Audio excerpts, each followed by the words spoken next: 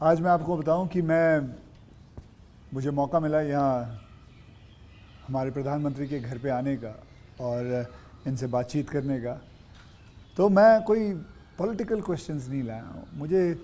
मुझे जानना है कि as a person, as a human being, एक इंसान के नाते हमारे जो प्रधानमंत्री हैं वो कैसे हैं, क्या खाते हैं, क्या बातचीत, मतलब उनकी पूरी दिन में जो सब चीज़ें होती हैं, मतलब पॉलिटिक को छोड़ के उसके बारे में मैं उनसे जानना चाहूँगा। तो सबसे पहले सर आपका बहुत बहुत धन्यवाद करना चाहता हूँ कि आपने मौका दिया है आपसे बात करने का।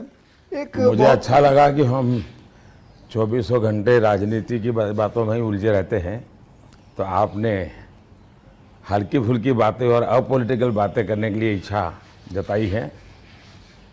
मैं नहीं जानता हूँ दर्शकों को कितनी रुचि होगी, लेकिन ज़रूर मैं खुलकर के बातें बताना पसंद करूँगा। नहीं, बहुत लोग बहुत कुछ जानना चाहेंगे आपके बारे में, क्योंकि आपके पर्सनल मतलब जो लाइफ होती है, कि जैसे कि मैं आपको बताऊं, मेरा ड्राइवर है, उसकी बेटी, मैं उसको पूछ रहा था कि बेटे तो अगर नरेंद्र मोदी जी को, हमारे प्रधानमंत्री को कोई क्वेश्चन पूछना चाहेगी तो क्या पूछना चाहेगी।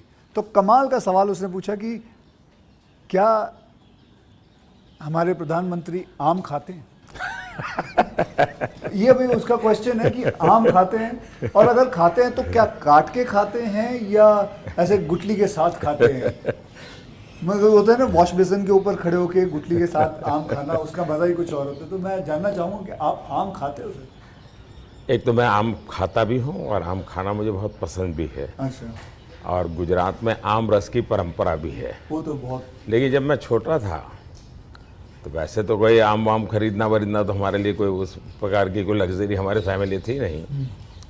लेकिन कभी खेतों में चले जाते थे तो हमारा देश का जो किसान है बड़ा उदार रहता है। कोई खेत में आकर के खाता है तो कभी रोकता नहीं है, चोरी करता है तो रोकता है। बिल्कुल। तो आम के पेड़ पर जो पकी हुई आम थे वो खाना हमें ज़रा ज़्यादा पसंद था। अच्छा। यानी उतारने के बाद पकाया हुआ नहीं, नेचुरल कोर्स में पका हुआ। और फिर पूरा का पूरा, अच्छा तब तो ये हाइजीनिक की कोई समझ भी नहीं थी कि धोना चाहिए, टिकना करना, कुछ नहीं समझते थे, ऐसा ही अपना कर लेते थे। लेकिन बाद में जैसे जैसे बड़े तो कई वैरायटियों के विषय में जानने लगे, आम रस खाने की आदत लगी। लेकिन इन दोनों मुझे कंट्रोल करना पड़ता है। अच्छा, अभी फिलहाल कंट्रोल अब फिलहाल में मुझे सोचना पड़ता है कि इतना खाऊं या ना खाऊं। नरेंद्र जी, मैं आपसे ये पूछना चाहूँगा कि आपने कभी सोचा था कि आप प्रधानमंत्री बनेंगे? कभी आपने सोचा था? और सोचा भी था तो कौन से साल में, कौन सी उम्र में आपने सोचा था कि मैं इस देश को चलाना चाहूँगा? कभी ऐसा विचार नहीं आया। अच्छा। और सामान्य लोगों के मन में बात गले नहीं उतरती है।